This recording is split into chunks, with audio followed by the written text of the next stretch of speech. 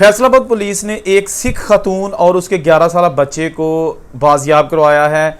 ये सिख खातून कौन है और इसके साथ साथ अगवा करने वाले कौन थे और इनका आपस में रिलेशन क्या था। पुलिस और जो मिनॉरिटीज़ के सूबाई वज़ीर हैं उन्होंने एक प्रेस कॉन्फ्रेंस की है और उसमें बहुत सारी तफसीलात सामने आ गई हैं जो कि आपके साथ हम शेयर करते हैं। इसके साथ दूसरा वाक़या जो कि एक जर्मनी की सिख लड़की जो कि अपने पाकिस्तानी के दोस्त के साथ जर्मनी में जॉब करती थी, वो पाकिस्तान आई और उसने इस्लाम कबूल कर लिया और अपने पाकिस्तानी दोस्त के साथ शादी कर ली है। ये वाक़या है सियालकोट का। ये दोनों सिख खवातीन के हवाले से खबरें आपके साथ शेयर करेंगे, इसलिए वीडियो को ध्यान से सुनिएगा ताकि आपको पता चल सके, क्योंकि बड़ी इन्वेस्टिगेशन के बाद ये सारी मालूमात आप तक पहुंचाई जा रही हैं।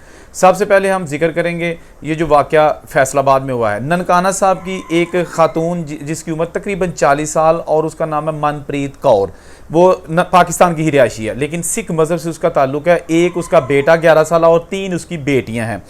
उसकी आज से 4 साल पहले एक खुरम नामी नौजवान से मुलाकात हुई थी ननकाना साहब में, और ये मुलाकात हुई थी जो कि मनप्रीत कौर की सहेली साइमा है उसकी वसातत से। तो मनप्रीत और जो खुरम की मुलाकात हुई थी साइमा के साथ, उसके बाद इनका आपस में इंट्रोडक्शन हुआ और फिर अल्लाह बेहतर जानता है कि इनकी मुलाकातें कितनी हुई उसके बाद और क्या चक्कर रहा।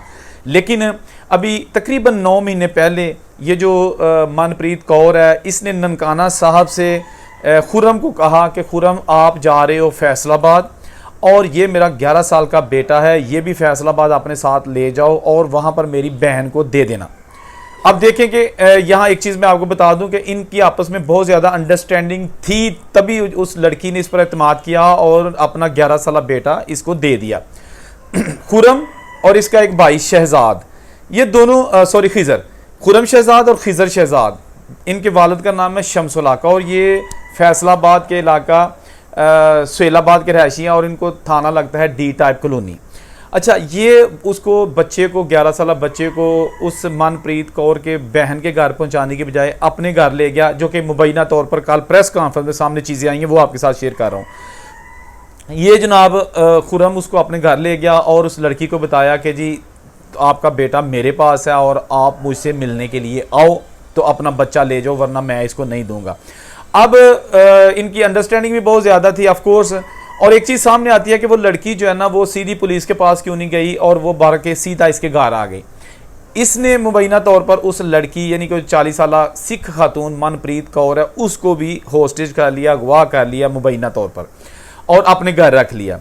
वो जो लड़की है इसने इल्ज़ाम आज किया कि जी 9 महीने तक दोनों भाइयों ने खुरम और खिज़र इन्होंने इसके साथ मुसलसल ज़्यादती भी की है दोनों भाइयों ने, और इसको बाहर भी नहीं जाने दिया। 9 महीने अपनी कस्टडी में रखा। उसके बाद ये जनाब किसी खातून ने एप्लीकेशन दी और पुलिस ने एक इन्वेस्टिगेशन विंग जो है ना बना के एक एलीट फोर्स के साथ उस घर में छापा मारा और वो जो लड़की थी सिख खातून और उसका 11 साल बच्चा उसको रिकवर करवा लिया है।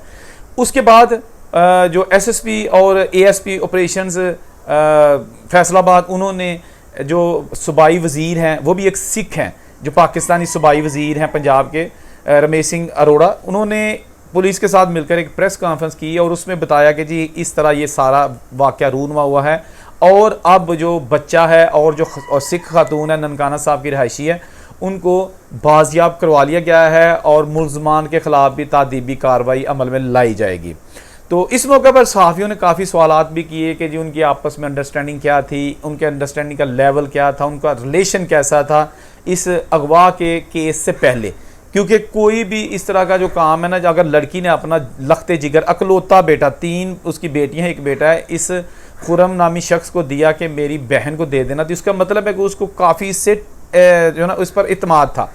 और इसके साथ साथ ये भी मुबैना तौर पर कहा जा रहा है कि जी उनकी कोशिश थी, खुरम की कोशिश थी कि ये जो मेरा दूसरा भाई खिज़र उसके साथ शादी कर ले। बहरहाल ये सारी चीज़ें अभी कंफर्म नहीं हो सकी, लेकिन इस तरह के एलिगेशन सामने आ रहे हैं। ये भी कहा जा रहा है कि वो तो ऑलरेडी शादीशुदा है, उनके बच्चे भी हैं, उन्होंने शादी क्यों करनी थी, लेकिन खैर पुलिस इन्वेस्टिगेशन में सारी चीज़ें सामने आ जाएंगी।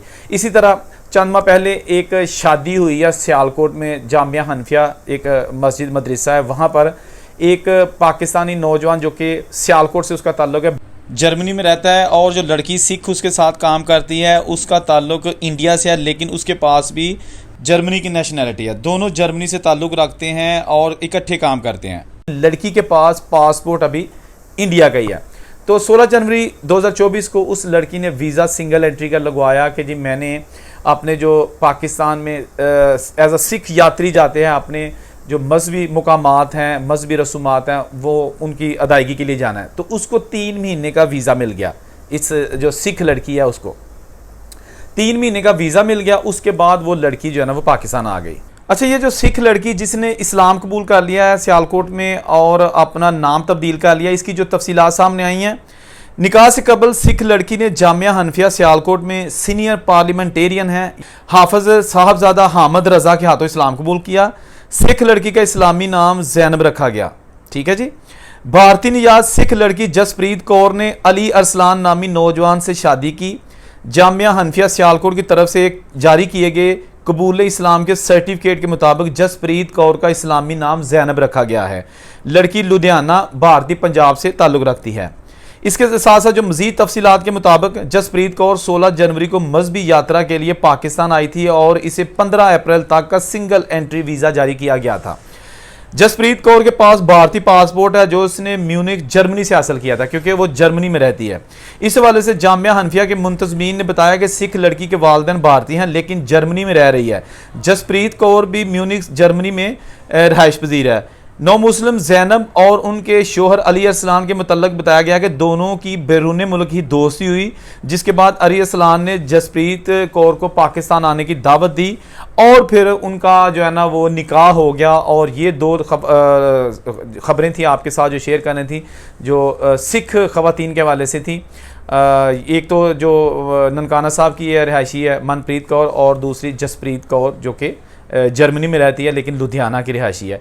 तो दोस्तों, इस तरह के बहुत सारे वाक़यात सामने आते रहते हैं जिनमें असल में हकीकत कुछ और होती है, लेकिन बाद में इन्वेस्टिगेशन के बाद पता कुछ और चलता है।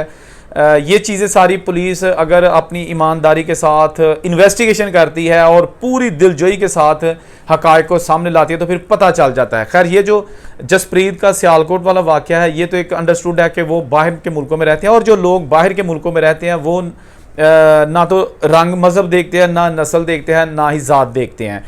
अगर उनकी आपस में अंडरस्टैंडिंग हो जाती है तो वो अपना मज़हब अपने वालिदैन को भी आराम से छोड़ने के लिए तैयार हो जाते हैं और शादी कर लेते हैं। ऐसी बहुत सारी मिसालें जो बैरून मुल्क है ना वो हमारे सामने रहती हैं कि जी लड़का पाकिस्तान का, लड़की किसी और मुल्क की, या लड़की पाकिस्तान की, लड़का किसी और मुल्क का, और जब उनकी अंडरस्टैंडिंग हो जाती है तो उसके बाद फिर उनको शादी करने से वहाँ का कानून नहीं रोक सकता। अगर आप बाहर के मुल्कों में रहते हैं और आपने किसी से पसंद की शादी करनी है तो आपको कोई दुनिया की ताकत नहीं रोक सकती। कोई जितनी मर्जी मिन्नतें कर ले, अगर आपने वो फैसला कर ही लिया है तो आपको कोई दुनिया की ताकत नहीं रोक सकती। तो इसलिए बहुत सारे ऐसे वाक़यात भी होते हैं कि जिनमें ये होता है कि जो हमारे पाकिस्तानी हैं बाहर के मुल्कों में जिनकी फैमिलीज़ हैं, अगर इनकी लड़कियां वहाँ पे जवान होती हैं और वो वहाँ पर अपने किसी क्लास फेलो के साथ या किसी के साथ जहाँ वो जॉब करती है अंडरस्टैंडिंग हो जाए तो उसके साथ शादी करना चाहती हैं, तो कोशिश ये की जाती है पाकिस्तानी फैमिलीज़ की जानिब से कि अपनी लड़की को समझाया जाए या मना किया जाए कि आप उस लड़के के साथ शादी ना करो, बल्कि जो पाकिस्तान में या हमारे मुल्कों में जो लड़का है, कज़न है, उसके साथ शादी कर लो ताकि वो भी बाहर आ सके। लेकिन लड़कियां ऐसे मार्चा, ऐसे ख़रीदो फरोख्त वाले सिस्टम को पसंद नहीं करती। वो समझती हैं कि हम किसी को पसंद ही नहीं करते, हमें किसी के साथ अंडरस्टैंडिंग हुई नहीं है तो हम उसके साथ शादी क्यों करें, ज़िंदगी का बंधन क्यों बांधें।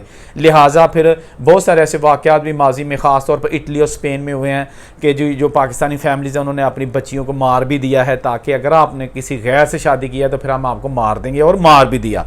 गो कि अब वो सलाखों के पीछे हैं और जेल में ज़िंदगी के दिन पूरे कर रहे हैं। लेकिन गैरत के नाम पर यह कत्ल व गारत का सिलसिला ताहाल रुका नहीं है, खा आप बाहर रहते हैं या पाकिस्तान में।